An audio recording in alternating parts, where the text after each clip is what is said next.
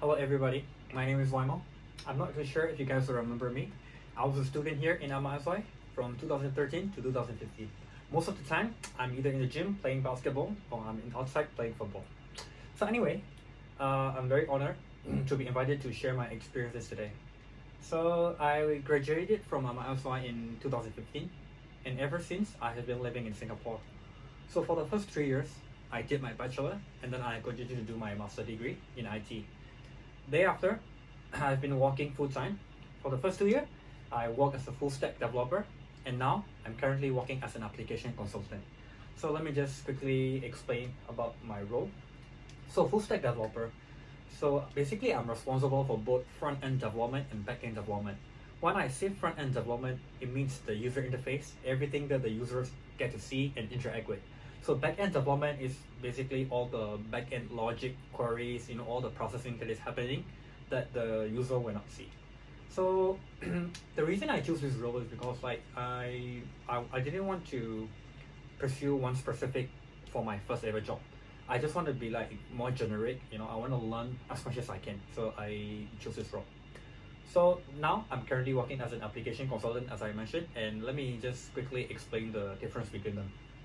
Technically, I'm still a developer, but back in full stack developer role, my project manager will give me the requirements, which is called the functional requirements, and from there, I am supposed to do coding for each module, which we will later integrate and become part of the big program. So as an application consultant, I'm technically a consultant for the end user. So I interact with the clients almost on a daily basis. I talk to them, I have to listen to their problems, I have to understand what they need, and myself have to convert their problems into the requirements, and I have to do coding.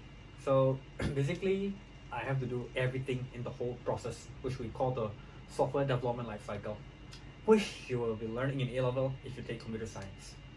So now, before I continue onwards about other stuff, I'd like to share what inspired me to do coding.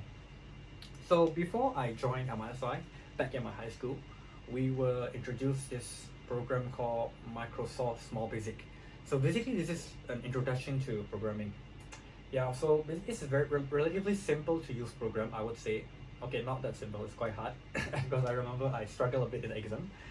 But it's very fun. So basically it's a turtle and you're supposed to write instructions in the comment, such as turtle.move forward, turtle.move left, right, and so on.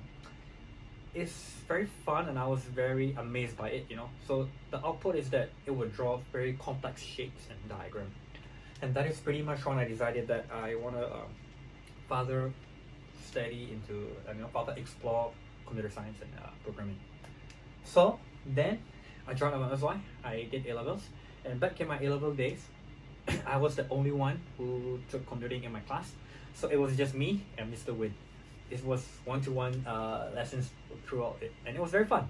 So Mr. Win taught me a lot of stuff, and I have to say many of the stuff, like the majority of the stuff he taught me, I'm still using and applying it to this day in my job. And okay, the thing about computer science is not just about programming and not just about the hands-on experience. It's quite a lot of theory as well.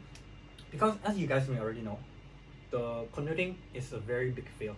There are so many roles. Example, full stack developer.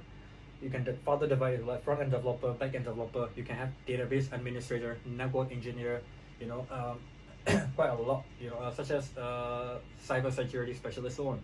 So in A-level, it's more like you have to learn a little bit about all of these things. So for me, I take it as it's general knowledge for everything. So let's say you want to pursue a career as an IT specialist, but you're not too sure which one to go. I think it will help. So the moment you learn each stuff, when you get to learn these individual topics, you will know which topic interests you and which one are not really for you. So I would say it's one of great opportunity to learn computer science. You get to experience all these fields a little bit. So yeah. So among all of these programs, I remember there's one program that Mr. Win taught us, Mr. Win demoed to me back then, and it was this game, Connect 4. So basically, it's a two-player game. if you have like 4 in a row, like either vertical or horizontal or diagonal, you win. Yeah, and I was also fascinated by it. That is also pretty much when I like further decided that okay, that's it, man. I'm gonna be a programmer. So next, I like to talk about my goal. My goal basically keep on changing quite a lot. Excuse me. So as a kid, I wanted to be a scientist. I think I wanted to be a scientist because, like, if someone asked me, "Hey, son, what do you want to be?" I'll be like, "I want to be a scientist," and they will go, "Wow, so cool." I mean, it's cool and all. So yeah, I think that's pretty much why I say I wanted to be a scientist. But over the years, I realized that I'm not too good in science, so I have to choose something more like something that suits me.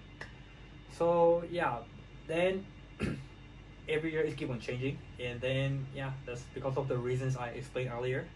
All these like program that Mr. Win demo and all the first Microsoft Small Basic that I was taught, I fall in love with programming. So I will now share about my current goal, something that I'm working towards. So I want to be a partner of the small and medium enterprises, with their online presence. When I say online presence, I'm talking about like website and everything, basically online.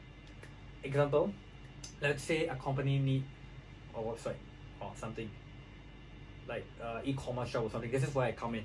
Do they need a logo? I will be there. Do they want to launch e-commerce website, to reach more customer like globally? This is where I come in. So let's say they want to create a mobile application to connect with their target audience. Example, yeah, and also like let's say they need a software to automate some of their process that's been like taking a lot of time right now. So yeah, all of this stuff. So this is something that this is a service that I'm hoping to offer, hopefully soon in the near future. So before I conclude my today's topic, I like to offer one piece of advice to those who want to be a programmer. So in order to become a versatile and more like a better programmer, you have to be proactive and you have to be curious with all the technologies, because in IT, every once and then the new technology keep on coming, so you constantly have to keep on upgrading yourself. So yeah, that's pretty much about it. And once again, I'm very grateful to be here. And if you guys want some advices on something whatever, you can always reach out to me in LinkedIn. It's Wymo Win, or you can just ask Mr. Win or Miss Oma. Okay, cheers guys, bye.